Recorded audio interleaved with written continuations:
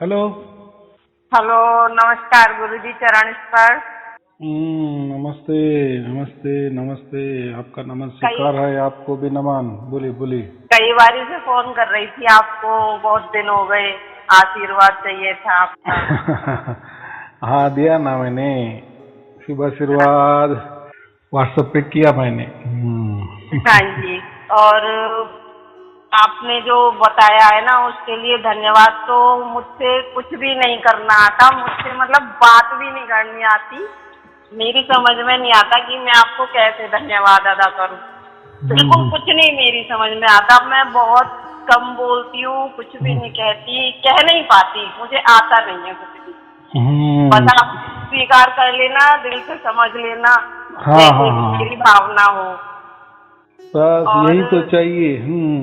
ऐसा ही हाँ चाहिए। जी। और हम्म, आपकी बहुत सारी मतलब लगभग सारी सी ही वीडियोस मैंने सुनी है और रोज सुनती हूँ। अभी क्या हम्म, हुआ, मैंने फेसबुक नहीं बनाई है, घर वाले अलाउ नहीं करते। तो हम्म, अब आपका यूट्यूब वो हो गया था, मैं इतनी परेशान हो गई थी, मैंने अपनी सिस्टर से कहा कि उनकी एक भी वीडियो नहीं सुन पा रही हूँ मैं। तो हम्म, उसने कल जैसे तैसे मतलब मेरा फेसबुक चुपचाप से स्टार्ट करवाया है। आज हम्म, 2 दिन से आपकी वीडियो आई तो वो सुनी मैंने। हम्म, और पता नहीं क्या, वैसे तो मैं कुछ भी मंदिर में पूजा वूजा नहीं करती हूँ गुरुजी। मतलब धुन मुझे बहुत अच्छी सुनाई देती है, ज्यादातर समय सुनाई देती है। लेकिन सर में थोड़ी सी मतलब ऐसा रहता है कि भारीपन चक्कर सा, और आनंद अजीब सा आता है। मतलब धुन तो बिल्कुल जैसे आप बताते हो ना वैसे सुनाई देती है। आपकी हर वीडियो सुना है।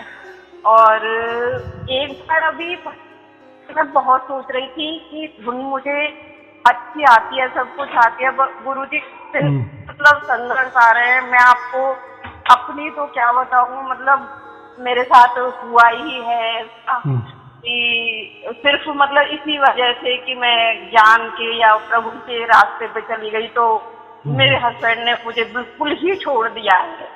मतलब घर में हूँ, खाना पीना सब कुछ छोड़ दिया है मुझे देना, और अब वो बच्चों को परेशान करते हैं। तो कोई बात नहीं, मुझे आप मिले और ज्यादा अच्छा अच्छा रास्ता मुझे मिलता जा रहा है। मुझे कोई दिक्कत नहीं है, छोटा सा अपना काम है मेरा, जितने आ जाते हैं मेरे पास मैं उसी से गुजारा कर लेती हूँ। लेकिन मुझे आपका आशीर्वाद बहुत ज्यादा जरूरी है। मुझे आपका आशीर्वाद चाहिए हमेशा के लिए। और कुछ टाइम पहले मुझे अभी मैं बहुत ज्यादा आपके बारे में सोच रही थी, तो रोने लगी थी मैं कि ये कैसे आ गए। मेरे मम्मी पापा भी नहीं है, मम्मी पापा की भी डेथ हो चुकी है, तो मैं किसी से कुछ नहीं कह सकती। तो आप ही को मैंने अब सब कुछ समझ आया हो, आप मेरे समझा नहीं हो। तो मतलब कुछ समय पहले आपके ऊपर मैं सोच रही थी, तो मुझे अचानक से पता नहीं आंखें खुली थी मेरी गुरुजी। आंखें खुली थी और मेरे जैसे मैं फोल्डिंग पे लेटी हुई थी, मेरे को एक बहुत पतली सी धागे के बराबर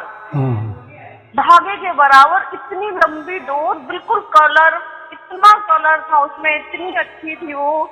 मतलब नींद सी में भी थी और आंखें भी खुल रही थी, होश भी था। और मैंने उस डोर को देखा चारों, नहीं आई कहाँ से है, इसका छोर कहाँ है, लेकिन वो मुझे नहीं दिखा। वो धीरे धीरे धीरे धीरे मेरे जैसे 4-5 हाथ ऊपर वो डोर लटकी रही थी बस। मतलब मैंने कहा मैं गुरुजी से पूछूंगी कि क्या है। और दूसरी बात यह कि अभी जो मकान है थोड़ा खराब हो रहा था, तो वो थोड़ा टूटा, तो तोड़ के सही करा। तो तब से मैं क्या मंदिर में दीपक जलाती थी मैं, मतलब धूप बत्ती करती थी मैं। तो उस पे फिर धूल मिट्टी जम गई, रास्ता नहीं रहा मंदिर तक जाने का। तो इतनी परेशानी आई इसी टाइम, मतलब एकदम से मेरा क्या बताऊं, कुछ जो मेरे पास सैलरी वैलरी थी वो भी बिक गई अचानक से, रिस्क सा हो गया, परेशानी क्या। तो मैं ये सोच रही, मैंने कहा अंदर थोड़ा सा लगा कि कहीं ऐसा तो नहीं है मंदिर में दीपक नहीं जलाया, वो आपसे थोड़ा सा, और कुछ मुझे आपका सत्संग भी चाहिए। देखो ऐसा है, परमात्मा के लिए तो ये कोई भी और किसी की भी जरूरत नहीं है।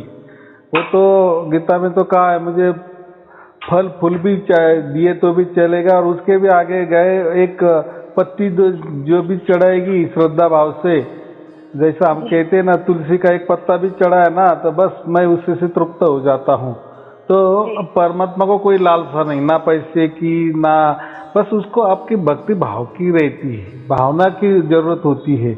तो वो कभी ऐसा मन में नहीं लाना कि मैं क्या करूँ, मुझसे क्या हो, मैं अभी ये ज्योत नहीं जला रही हूँ। देखो अभी ज्योत जलाना, अगर हमारा परिस्थिति अच्छी है तो ज्योत जरूर सुबह शाम को जलानी 5-10 मिनट के लिए, या जितना हमने उसमें घी डाला है या समझो कोई तेल डाला है। ऐसा भी कोई परमात्मा नहीं कहता कि मेरे लिए शुद्ध घी वाला ही चाहिए, वो तेल का भी चलेगा, घी की भी जरूरत नहीं। वो तो एक श्रद्धा भाव है। और अगर हमारी परिस्थिति वो भी नहीं ना, तो उससे भी नहीं किया तो भी कोई परमात्मा नाराज नहीं होता। ये तो हमारा मन ही हमको खाता है कि हमसे तो कोई गलती तो नहीं हो रही है, हमको परमात्मा का तो कुछ कम ज़्यादा तो नहीं कर रहे हैं, उससे परमात्मा तो कोई रूट तो नहीं जाएंगे। तो ऐसा ये मित भावना है, गलत भावना है, ऐसा कुछ नहीं होता परमात्मा के लिए। बस एक दो हाथ जोड़े तो भी बस, या नहीं भी हाथ जोड़े मन में भी लाया तो बहुत अच्छी बात है, और मन में भी नहीं लाया, स्वयं में विसार शब्द भी चल रहा है, तो फिर तो ये तो हाथों की भी जरूरत है, मन में लाने की भी जरूरत नहीं है कि कोई कुछ भी करने की जरूरत नहीं। फिर हमारा वो कब्जा ही कर लेता है ना, परमात्मा ही कब्जा कर लेता है। फिर हमारे साथ जो भी घटता है ना, तो प्रभु की लीला समझकर जो भी दुख है ना वो सह लेना। तो वो हमें ऐसा समझो कि वो दुख से छुड़ाता है, और जिससे ही भी हमें दुख मिलता है ना, तो ऐसा ही समझना कि पहले जन्म ने मैंने इसको दुख दिए होंगे, अब ये चुकता हो रहा है, अकाउंट क्लोज हो रहा है। तो परमात्मा को शिकायत नहीं करनी, कभी नहीं करनी, क्योंकि उसका साक्षी स्वयं परमात्मा तो है ही ना जी। परमात्मा को कोई समझता नहीं, ऐसा थोड़ी का। उसका नाम ही कबीर है, कबीर है, कबीर माने सर्वज्ञ। परमात्मा को सर्वज्ञ कहा गया है, सब ज्ञान है। सर्वज्ञ का मतलब सभी ज्ञान रखता है, वो सब ज्ञान ये है। तो इसीलिए वो स्वयं में सर्वज्ञ होने के कारण हम जो अलग दिमाग लगाते हैं, हम जो जैसे ज्ञानी बनते हैं कि ये मंत्र से ले लो परमात्मा प्राप्त हो जाएगा, मेरी पूजा करो, गुरु की पूजा करो तो परमात्मा प्राप्त हो जाएगा, या कोई देवी देवता की पूजा करो तो परमात्मा प्राप्त हो जाएगा। ये जो ज्ञान या कोई ज्ञान गोष्ठी करते हैं, बस यही ज्ञान गोष्ठी करना ही परमात्मा प्राप्ति होती है। तो ये जो ज्ञान बिन, अरे परमात्मा स्वयं ज्ञानवान है, तो क्या उसके लिए हमारे ये प्रकृति वाले ज्ञान की जरूरत पड़ेगी क्या? उससे ये प्रकृति वाले ज्ञान से वो तृप्त हो जाएगा क्या? नहीं, वो तो एक भावना रहती है। तो कोई दिमाग लगाते हैं ना, चालाकी करते हैं ना, अरे परमात्मा देखो मैं बराबर प्राप्त करता हूँ, अरे मैं बहुत चालाक हूँ, मैं बहुत होशियार हूँ, क्या ये लोग सब पागल है, मैं लेकिन बहुत होशियार, ये अहंकार है। तो उल्टा अहंकारी को तो मिलता ही नहीं है। तो ये चालाकी, ये ज्ञान, क्योंकि परमात्मा सर्वज्ञ है, सर्वज्ञानी है, तो हमारा ज्ञान बटोरने से कुछ नहीं होने वाला है। ये तो हम पर हंस रहे हैं ऐसा ही समझना, या हम खुद की हंसी कर रहे हैं। तो परमात्मा की ये चीज की कोई जरूरत नहीं है, किसकी भी जरूरत नहीं, ऐसा समझे। बस स्वयं वो आ रहा है ना, उसने हमारा सब कुछ परिवार के वो हावी हो गया है। अभी जो भी हमारा किसी का लेना देना है वो चुकता होते जा रहा है। बस हम साक्षी भाव से देखना, बस तेरी इच्छा, तेरी इच्छा, ये ही भाव रखना, तेरी मर्जी, हमारी नहीं। हमको लगता है, क्यों क्या होता है, बहुत बार बहुत लोगों को ऐसा लगता है कि परमात्मा को सजेस्ट करते हैं। सजेस्ट माने सुझाव देते हैं, परमात्मा तूने ऐसा करना चाहिए, तू ऐसा क्यों नहीं किया, ये तुझे समझता है क्या, तू इतना ये बोला है क्या, या इतना चालाक है क्या, तो या हमको क्यों दुख दिए, या हमारे ऊपर जो भी होता है अच्छा होता है तो हम तो परमात्मा के तो धन्यवाद करते हैं, नहीं वो तो बात अलग है। लेकिन कोई दुख हो जाता है ना, तो परमात्मा को हम सजेस्ट करने लगते, परमात्मा ये तूने क्या किया, ऐसा नहीं करना था, तुझे समझना चाहिए, तू तो सर्वज्ञ है, सर्वज्ञानी है।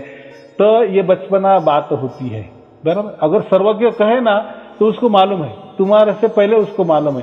अभी वो क्यों देना चाह रहा है, मुझे क्यों दुख हो रहा है, या परमात्मा ये सब देख पर भी ये ऐसा हमारे साथ खिलवाड़ क्यों कर रहा है, तो वो उसकी लीला उसको वही जाने। बस हम तैयार होना है, हम तैयार रहना है। ऐसा ही समझना है कि वो जो हमारा हिसाब वो वही परमात्मा चुकता कर रहा है। ठीक है, कोई हमें गाली गलौज भी करे, कोई चिंता की बात नहीं है, बराबर।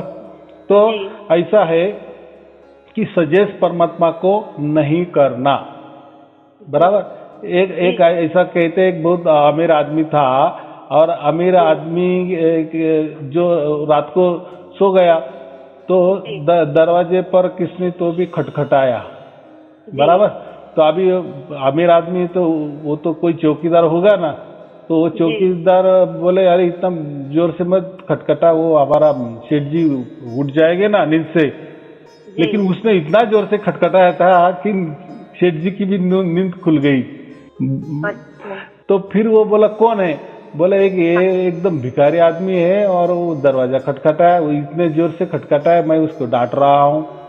बोले भिखारी है तो तू उसको कुछ तो भी दे दो, वो निकल जाएगा, बराबर। तो उसको फिर दे दिए पैसे, समझो 100 रुपए दे दिए। तो उसको कहे सेठ जी ने, तो अभी अगली बार ऐसा कभी नहीं खटखटाना, मैं नींद से जाग जाता हूँ ना, अगर ऐसा तू अच्छा रहेगा ना तो मैं तुझे 1000 रुपए देता जाऊंगा, 1000 रुपए दूंगा, बराबर।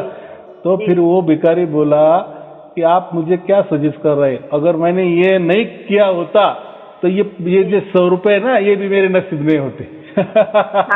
तो उसका मतलब ऐसा है, सजेशन नहीं देना, यानी वो भिखारी को भी सजेशन अच्छी नहीं लगी कि आप क्या सजेशन दे रहे हो कि मैं ऐसा खटखटा नहीं चाहिए, मैंने खटखटा इसलिए तो आपने 100 रुपए दिए, नहीं तो ये भी नहीं मिलते। जी बिल्कुल, बराबर कि नहीं। तो ऐसा ही तो एक भिखारी को भी सजेशन अच्छा नहीं लगता, तो या किसी ने उसका उकसाया वो नहीं अच्छा लगता, वैसा ही परमात्मा को सजेशन नहीं देना, बराबर। अगर वो स्वयं में हमें मिल गया है ना, अभी आपने कहा ना कि मुझे सार शब्द की प्राप्ति हो गई है, 24 घंटे है, तो बस हम परमात्मा के नजर निगरानी में है। तो वो क्या कर रहा है, कैसा कर रहा है, क्यों कर रहा है, क्यों कर रहा है, तो ये बातें नहीं लाना। तो देखो क्या होता है, ऐसा समझो कि आदत ही डाल देना और उसके ऊपर नहीं आने देना परमात्मा। भाई ये क्या है, हम बोले कि परमात्मा सर्वज्ञ है, परमात्मा तो आजू बाजू खचाखच भर दिया है और परमात्मा को ये नहीं दिख रहा है क्या, तो सजेशन नहीं देना, उसको सब मालूम है। तो वो क्या कर रहा है, ऐसा क्यों कर रहा है, तो वो उसकी लीला वो जाने, लेकिन वो जो भी कर रहा है वो हमारे लिए कर रहा है, ये पक्का गार्ड बांध के रखो, बराबर। हाँ, तो कोई चिंता की बात नहीं, जो भी होना है होने दो, हम साक्षी भाव से देखना, हम उसमें से अटकना ही नहीं है।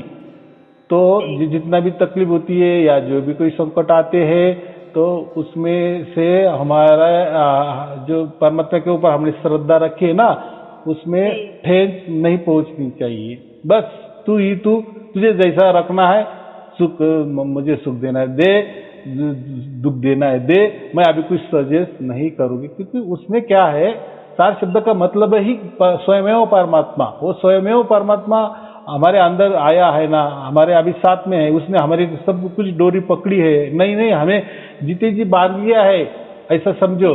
उसने उसका हाथ और हमारा हाथ पक्का बांध लिया है, बराबर। ये तो निमित्त मात्र, हम मर जाएंगे लेकिन वो तुरंत हमें खींच लेगा या उसकी परम धाम में वो उसके साथ ही लेके जाएगा, ये पक्का विश्वास रखना है। तो ये ऐसा है, जीवन में ये दुख सुख आने वाले ही है, ऐसा कुछ नहीं है कि परमात्मा हमें मिल गया, सार शब्द मिल गया तो ऐसा समझो चलो ये दुख आ गए, तो हम ऐसा क्यों नहीं समझते, मुझे 1% दुख आया ना, तो इसकी जगह 100% दुख आने वाला था, तो लेकिन परमात्मा ने 1% पे ये में हिसाब मिटा दिए। क्योंकि हमारे में तो जान तो है ना, जान तो नहीं किसने हमारी निकाली ना, इतना तो नहीं होता है ना, क्योंकि परमात्मा, हाँ हो सकता है अगर सार शब्द की प्राप्ति नहीं हो तो हो सकता है कोई आपकी जान भी ले ले, बराबर। जी। लेकिन परमात्मा साथ में है तो इतना नहीं होगा, थोड़ी तकलीफ तो होती ही है, बराबर कि जी नहीं? जी तो वो छोड़ देना, परमात्मा सब कुछ, ये जो हमारा हिसाब किताब हो गया ना, फिर पूरे हम खाली हो जाएंगे ना, तो हमें फिर आनंद ही आनंद आनंद ही आनंद आता है।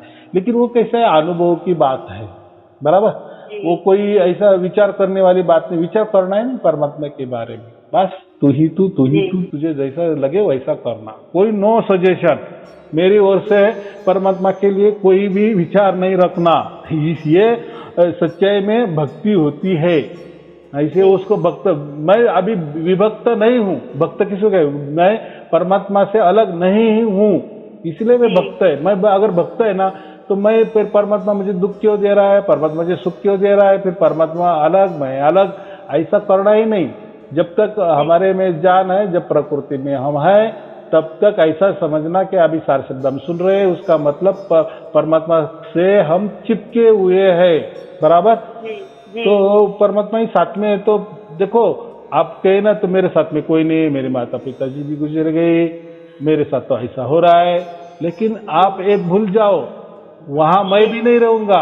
आपने तो फोन किए, मैं तो सजेस्ट कर रहा हूँ कि ये करना वो करना, लेकिन बात ऐसी होती है, मैं तो आपके यहाँ तो नहीं आ सकता, बराबर, या कोई भी आपके रिश्तेदार भी उसी वक्त में आ सकते, लेकिन आप एक मन में पक्का रखो, विश्वास रखो कि परमात्मा मेरे साथ में है। ये तो हम नाशवान है, मैं भी आऊंगा तो मैं भी नाशवान है, या कोई रिश्तेदार भी आए वो भी नाशवान है, लेकिन मेरे साथ अविनाशी परमात्मा है। क्या मैं खत्म अगर भी हो गई, मैं खत्म भी हो गई, लेकिन मैं तो अभी का जीते जी किससे जुड़ी हूँ है, अविनाशी से जुड़ी हुई ना, तो मेरा नाश कैसा होगा, क्योंकि मैंने जीते जी अविनाशी को पकड़ा है, उसको चिपका है। तो ये बात होती है। थोड़ा कैसा है, जैसे आप तो सत्संग सुनेंगी वैसा आपको धाड़स आ जाएगा, बाकी कुछ नहीं। ऑनलाइन वाले वीडियो सुनते जाओ, और ये तो चलता है, जीवन है। ऐसा कभी मत समझना कि मेरे ही जीवन में, देखो जैसे दो आदमी जब बोलते हैं ना, और एक पहले वाला दुखड़ा सुनाता है, तो दूसरा क्या कहता है, वो कोई उसका दुखड़ा नहीं सुनता है, वो ऐसा करता है कि ये कब चुप हो जाए और मैं मेरा दुखड़ा सुनने लगा हूं। तो उल्टा वो क्या कहता है सामने वाला, अरे बस तेरा इतना ही प्रॉब्लम, अभी मेरे सुन ले, तो वो सब सुनाएगा, फिर हमको लगेगा अरे ये तो मैं गलती कर दी, मैंने बता दिए उनको। तो ऐसा नहीं है। तो ये दुख सबके साथ होता है, क्योंकि ये दुखालयी है ना, ये जो प्रकृति क्या है, दुखालयी है ना, हम काल के अंदर है ना, ये समय के अंदर चल रहे हैं ना, क्योंकि हमारे पर ऊपर समय राज कर रहा है, ये इसलिए। लेकिन परमात्मा समयातीत है ना, अगर वो समयातीत परमात्मा यानी काल के परे या समय के परे जो रहने वाला वो हमें प्राप्त हो गया ना, तो हमको कितना दिन दुख रहने वाला है, क्योंकि हमें जो दुख प्राप्त हो रहा है वो समय के अंदर हो रहा है ना। जैसे किसको एक दिन का दुख होता है, किसको 2 दिन का होता है, किसको जीवन भर का होता है, यानी इसके लिए कोई टाइमिंग है। इसको हम क्या कहते हैं, काल के अंदर है, समय के अंदर हमारा दुख है, या हम ही समय के अंदर रहते। लेकिन हमने अभी जीते जी किसको प्राप्त किए, वो समयातीत परमात्मा को, समय के बाहर है। वो परमात्मा के लिए समय नाम की चीज ही नहीं है, इसलिए उसको समयातीत कहते, अकाल कहते, काल के परे, समय के परे, इसलिए तो परमात्मा है ना। और वो आदि अनादि है। हाँ जी। ये प्रकृति में चलता है, इतना बरस, अब्ज बरस, 100 बरस, क्या क्या है, कितने अब्ज बरस। लेकिन परमात्मा ये अब्ज जो नहीं, उसको कितने अब्ज करते रहे तो भी उसका समय नहीं खत्म होता, क्योंकि वो समयातीत है। उसके लिए समय की सीमा लागू नहीं है, समय के बंधन में वो नहीं रहता। अगर हमने जीते जी ऐसा परमात्मा को प्राप्त किए है कि जो समयातीत है, अकाल है, और वहां से उसने हमको डोरी फेंकी है। अभी आप बोले कि मुझे ऐसी एक डोरी दिखी, तो ये जो होती है ना ऐसी डोरी वगैरह दिखना या कुछ, तो ये हमारे आजू बाजू जो हम पवित्र आत्मा जो कहते हैं ना, पवित्र जैसे किसी ने अच्छा किया है, पुण्य किया है, बहुत सारा पुण्य किए है, तो इतना उनका प्रगाढ़ पुण्य हो जाता है ना, तो पृथ्वी पर ऐसा कोई आदमी नहीं मिलता उनको पुण्यवान, फिर उसके गर्भ में जाए और जीवन ले ले। तो उसके लिए कुछ टाइमिंग के लिए वो ऐसे ही रहते हैं, यानी ऊपर ही रहते हैं। देखो कोई अगर कोई बहुत ज्यादा पापी है तो इतना पापी है, तो उसके लिए किसी की पापी आदमी स्त्री पुरुष की कोख नहीं मिलती, तो वो भी लटका रहता है। लेकिन ऐसा होता है फिर ये जो अच्छे आदमी जो रहते हैं, जो पुण्यवान रहते हैं, वो अगर उनको कोई देह नहीं मिल रहा है या वो कोई किसी के गर्भ के अंदर नहीं जा रहे, क्योंकि वो वैसा उनके क्या बोलते उनके फैसिलिटीज ऐसा, उनकी ऊंचाई जैसा गर्भ ही नहीं ना, तो तब तक जब तक वो वैसा गर्भ नहीं प्राप्त होता उनके पुण्य के हिसाब से, तब तक वो भटकते। लेकिन उसको भटकाना नहीं कहते, तब तक वो क्या करते, एक दूसरे की मदद करते हैं। लेकिन किसकी मदद करते? जो पुण्यवान है ना, जो पुण्य के रास्ते चल रहा है, ईश्वर के रास्ते चल रहा है, परमात्मा के रास्ते चल रहा है, तो उसको मार्गदर्शन करते हैं और कभी कभी ऐसे दर्शन भी दे देते हैं, तो वो भलाई चाहते हैं। तो ऐसा ही जो पापी जो रहते हैं ना, तो पाप वाले आत्मे भी रहते हैं, तो लेकिन वो पाप वाले जो आत्मे, पापी आत्मे किसको मदद करते? जो ज्यादा पाप कर रहे हैं ना, उसको उल्टा मदद करते थे, भाई तूने एक खून कर दिए ना और 2 कर दे, हम तेरे साथ है। तो देखो, पापी को मदद करता है, पुण्यवान को मदद करता है, बराबर। तो ये तो जगह की रीत है। तो आप जो बोली कि मुझे ऐसा कुछ दिखाई देने लगे, तो ऐसा बहुत सारे लोगों को कुछ दिखाई देता है। तो ये जो पवित्र आत्मा होते हैं, इनका हमें दर्शन मिल जाता है। लेकिन कोई इसकी बात नहीं है उसने दर्शन देना ही चाहिए, ऐसा कुछ नहीं, वो आपे आप हो जाता है। हम कुछ कहते हैं ना, अरे यार मुझे रात हो गई और मुझे कुछ गाड़ी भी नहीं मिल रही थी, और रात भी हो गई, अब क्या करें? लेकिन ये कोई तो भी अच्छा इंसान आ गया और मुझे वो रुकवाया। तो ये कौन होते हैं? ये अच्छा इंसान जो हम बोलते हैं, ये पवित्र आत्मा ही होते हैं। तो उसके रूप में आते हैं, हमारे गंतव्य तक पहुंचा देते हैं। या ऐसे ही बहुत सारे घटना होती है कि हम बोले यार ये तो अचंभा हो गया, ऐसा कैसा हो गया। तो ये जो पवित्र आत्मा होते हैं, तो ऐसे हमारे काम आते हैं। लेकिन हम अच्छे हैं तो हमारा अच्छे वाले ही हमको साथ देते हैं, अगर हम बुरे हैं ना, तो बुरे वाले का हमको साथ देते। तो कोई चिंता की बात नहीं, हम तो अच्छे हैं ही, क्योंकि हमने सार शब्द की प्राप्ति की, और सार शब्द के पार तो कोई नहीं है। एक परमात्मा के परे और क्या परमात्मा है? कोई दूसरा परमात्मा थोड़ी है, परमात्मा तो एक ही है। अगर वो उसके साथ में हम है, उसके संगों में हम है, उससे चिपके हुए हैं हम, तो किसकी अभी आशा करना है, बराबर कि नहीं? तो शांति से, आनंद से हमारा जीवन व्यतीत करना, आने दो, कोई भी दुख आएंगे लेकिन आएंगे और वैसे जाएंगे भी। तो उतना हल्के में ले लेना, मेरा इतना ही कहना है, बराबर जी। बोलो और क्या पूछना है? बस मतलब जो आप कह रहे हैं ना कि ऐसे सहन करती हूँ, जो कुछ भी होता है मैं ये सोचती हूँ कि भाई वो मेरे कष्टों को कम कर रहे हैं, बड़े कष्टों को छोटे में निकाल रहे हैं। लेकिन जब शरीर पे बन जाती है ना बात, घबराहट होने लगती है, ऐसा लगता है कि अब मतलब मुझे कुछ हो जाएगा, अब मैं मतलब सहन ना होने वाली जब आती है स्थिति, तब मतलब अचानक से लगता है कि इतना क्यों हो रहा है, मतलब कि मैं सहन भी नहीं कर पा रही हूँ, इतना मतलब सहन नहीं होता। तब बस थोड़ी सी हो जाती है प्रभु से शिकायत, बस। बराबर है, ऐसा ही होता है। तो कैसा है, जिसके पर बीतती है ना, उसको वही जानती है, ऐसा कहते हैं ना। तो ये ऐसा ही होता है। लेकिन अभी इतना ही, अभी आपको समझ में आ गया कि हमारे साथ स्वयं परमात्मा है, तो अभी किसी डरने की बात नहीं है। तो चलो, प्रकृति में रहना है तो ये तो बातें होगी, डरना पड़ता ही है या डर लगता ही है। लेकिन अभी उसकी आदत कर डालो तो देखो फिर एकदम अच्छा ही अच्छा हो जाएगा। बस इतना ही रहता है, बाकी कुछ नहीं है, बराबर। ठीक है। चलो ठीक है, शुभ आशीर्वाद। सत साहेब जी, सत साहेब जी, सत साहेब जी।